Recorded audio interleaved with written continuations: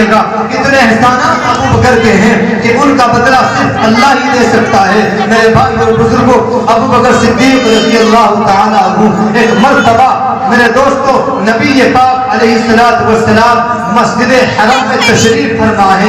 کافر آپ کو ستا رہے ہیں، کافروں نے آپ کو تکلیف دینا شروع کیا۔ ایک کافر کا باہر نکلنا ہوا، ایک غیر مسلم کا باہر نکلنا ہوا۔ اس نے دیکھا کہ حضرت ابو بکر صدیق رضی اللہ تعالیٰ عنہ بھی باہر تشریف فرما ہے، تو اس غیر مسلم نے کہا کہ ابو بکر اپنے ساتھی محمد کی خبر لے کہ اس کو کفار تکلیف پہنچا رہے ہیں۔ میرے بھائی یہ سن کر کے ابو بکر صدیق رضی اللہ تعالیٰ عنہ سب کچھ چھوڑ کر کے فوراً مسجد حرام کا رخ کرتے ہیں اور مجمع کو چیرتے ہوئے مسجد حرم میں پہنچ جاتے ہیں۔ جا کر کے دیکھا کہ نبی کو ظالم تکلیف دے رہے ہیں۔ آپ نے جب دیکھا ابو بکر کہنے لگے اتقتلون رجلا ان یقول ربی اللہ، اور ظالموں اور بدبختوں کیا تم اس نبی کو ہلاک کرنا چاہتے ہو؟ کیا تم اس ہستی کو مٹانا چاہتے ہو؟ کیا تم اس نبی کو قتل کرنا چاہتے ہو جو صرف یہ کہتا ہے کہ میرا رب اللہ ہے اور تو تم سے کچھ نہیں کہتا، تمہاری زمین کو نہیں چھینتا، تمہاری جائیداد کو نہیں چھینتا، وہ تمہیں کفرستان سے نکال کر کے کفری اعمال سے نکال کر کے وحدت کی طرف لے کر کے آنا چاہتا ہے اور تمہیں ایک اللہ کی ایک وحدت کی تعلیم دینا چاہتا ہے، توحید کی تعلیم دینا چاہتا ہے۔ اور ظالموں تم اس کو اس بات پر ہلاک کرنا چاہتے ہو۔ یہ سن کر کے کفار مکہ نے انہیں چھوڑ کر کے آقا مدنی کو چھوڑ کر حضرت ابو بکر صدیق کو پیٹنا شروع کیا۔ اتنا مارا کہ آپ بے ہوش ہو گئے۔ آپ کے خاندان کے لوگ، آپ کے کنبے والے ابو بکر کو اٹھا کر کے ان کے گھر پہنچا دیتے ہیں۔ روایت کے اندر آتا ہے ابو بکر کو اتنا مارا کہ آپ پوری رات بے ہوش رہے۔ جب صبح ہوتی ہے حضرت ابو بکر کی والدہ ان سے کہتی ہے کہ بیٹا کھانا کھا لو۔ جب آپ کو سکون ملا، آپ کو افاقہ ہوا تو کہنے لگے میرے محمد کا کیا حال ہے، میرے نبی کا کیا حال ہے، نبی کی حالت کیسی ہے؟ ماں کہتی ہے اے ابو بکر تیری خود اپنی حالت یہ ہے کہ تیرا جسم زخموں سے چور چور ہو چکا ہے، تیرا بدن لہو لہان ہے اور تو بڑا پریشان ہے۔ اس حال میں بھی نبی کو پوچھتا ہے کہ نبی کی حالت کیسی ہے۔ حضرت ابو بکر صدیق کا عشق دیکھیے، کہنے لگے کہ ہاں جب تک مجھے یہ پتہ نہ چل جائے کہ نبی کی حالت کیسی ہے، نبی کا کیا حال ہے، اس وقت تک کھانا نہیں کھاؤں گا۔ میرے دوستو یہ صحابہ کرام کی محبت تھی کہ اللہ کے نبی علیہ السلام میرے بھائیوں ان کو کوئی کانٹا بھی چبھے اور صحابہ آرام سے ہوں یہ ہرگز گوارا نہیں کرتے تھے۔ میرے بھائیوں اور بزرگوں تو انہوں نے ام جمیل کا پتہ بتایا اور کہا کہ تم ام جمیل کے یہاں جاؤ۔ چنانچہ حضرت ابو بکر کی والدہ ام جمیل کے یہاں پہنچتی ہے اور نبی پاک علیہ السلام کا پتہ پوچھ کر کے آتی ہے۔ پتہ بتایا گیا کہ اللہ کے نبی دار ارقم میں تشریف فرما ہے۔ حضرت ابو بکر صدیق رضی اللہ تعالیٰ عنہ اپنی والدہ محترمہ کے ساتھ دار ارقم کی طرف نکل پڑتے ہیں۔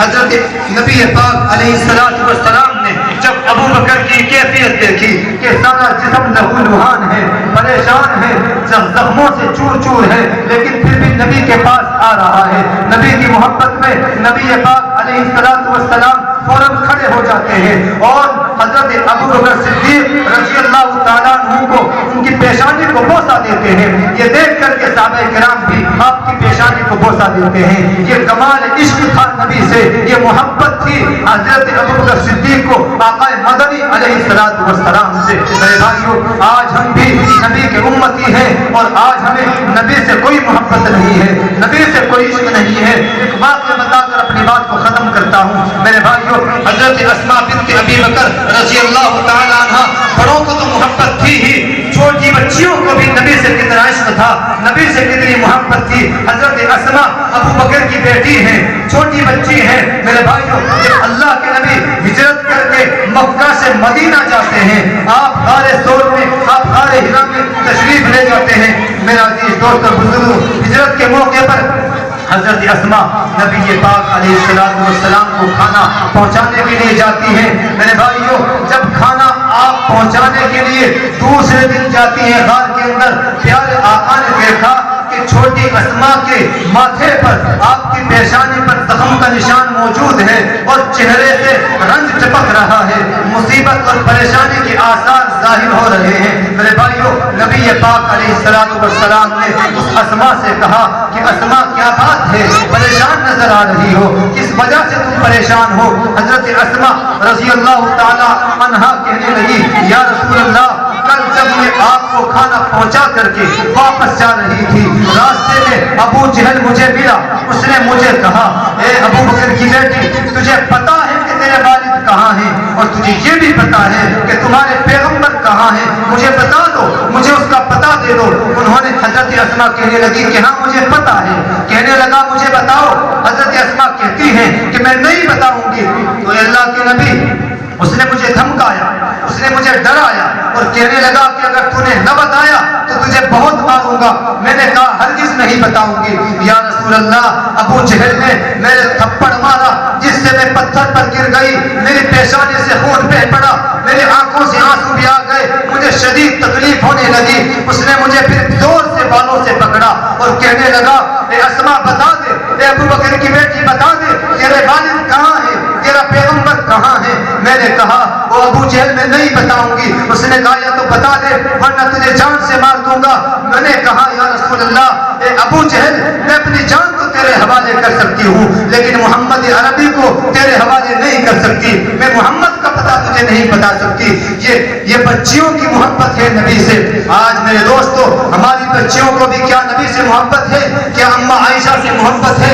اگر محبت ہوتی تو میرے دوستو وہ ناٹک نہ دیکھتی، اگر محبت ہوتی تو وہ بے پردہ نہ پھرتی بازاروں کے اندر، اگر نبی سے محبت ہوتی، اگر نبی کی میرے دوستو ازواج سے محبت ہوتی تو آج ہماری بچیاں ہمارے گھروں میں، ہماری مستورات میرے دوستو بزرگوں نبیوں کی سنتوں کو فرضی طریقے سے، اماں عائشہ اور ازواج مطہرات کی سنتوں کو، ان کے طور طریقوں کو اپنے اندر ضرور داخل کرتی۔ پتہ یہ چلتا ہے کہ آج ہمارے دلوں کے اندر نبی سے محبت نہیں ہے، دعویٰ تو ہے لیکن نبی سے محبت نہیں ہے، نبی سے عشق نہیں ہے۔ اگر میرے دوستو کامیابی چاہتے ہو تو نبی سے محبت کرو، اور نبی سے محبت یہ ہے کہ ہم نبی کی سنتوں کو اپنائیں ہر چیز میں۔ میرے دوستو آج ساری دنیا کی نظر آپ کے اوپر ہے۔ میرے بھائیوں اور بزرگوں یاد رکھیے، ہم یہ شکوہ تو کرتے ہیں کہ اللہ ہماری نہیں سنتا ہے، لیکن یاد رکھیے کبھی ہم نے اللہ کی سن کر کے دیکھی، کبھی ہم نے اللہ سے مانگ کر کے دیکھا؟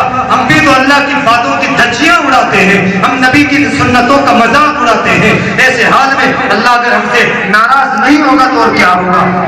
آج اللہ ہم سے ناراض ہے۔ میرے بھائی اور بزرگوں، شیطان کے بچھائے ہوئے جال دیکھ لے، ایمان والے ہو گئے بے حال دیکھ لے، اللہ کا جو حکم ہے وہ مانتے نہیں، ہم لوگ اس واسطے پامال دیکھ لے۔ میں نے کہا خدا سے میرا حال دیکھ لے، بولا خدا کہ تو اپنے اعمال دیکھ لے۔ میرے دوستو، دو جہاں کی کامیابی اگر تجھے منظور ہے، اس کا دامن تھام لے جس کا محمد نام ہے۔ اللہ تبارک و تعالی ہمیں نبی سے سچا عشق عطا فرمائے، محبت ہمارے سینوں کے اندر میرے دوستو پیدا فرمائے۔ آمین وآخر دعوانا ان الحمدللہ رب العالمین۔ جزاک اللہ کے چشمم باز کر دی، مورا با جان جا ہم راز کر دی۔ عزیزان گرامی، یہ تھے میرے رفیق محترم اور میرے مشرق و مربی استاد محترم حضرت الحاج مولانا مجیب الرحمان صاحب قاسمی دامت برکات ملالیہ، وعامہ فیوزہم کی ممتاز اور جدید شاگرد عالی جناب مفتی محمد صابر صاحب قاسمی دامت برکات ملالیہ، جو مختصر سے وقت کے اندر بڑی قیمتی و کارآمد مفید باتیں ہم سبھی کے درمیان رکھ رہے تھے۔ دعا کریں اللہ رب العلا ہمیں اس کے مقتضا پر عمل کی توفیق عطا فرمائے، کیونکہ دوستو عمل کے بغیر زندگی میں ہمیں انہاں منزلیں مل سکتی ہیں جس کے ہم متلاشی ہیں، اور نہ ہمارے اندر ثبات بدنی اسلاف کی شان پیدا ہو سکتی ہے جب تک کہ ہم رضا الہی و خشوع رب کے لیے اپنے عمل و عبادات کو خدائے آئین و رسول کے تابع نہ کر لیں، ہم صراط مستقیم پر گامزن نہیں ہو سکتے۔ شاعر مشرق علامہ اقبال علیہ رحمہ نے اسی حقیقت کو واشگاف کرتے ہوئے وضاحت کرتے ہوئے کہا ہے کہ عمل سے زندگی بنتی ہے جنت بھی اور جہنم بھی، عمل سے زندگی بنتی ہے جنت بھی اور جہنم بھی، یہ خاک اپنی فطرت میں نہ نوری ہے نہ ناری ہے۔ تو سامعین با تنقیر آپ حضرات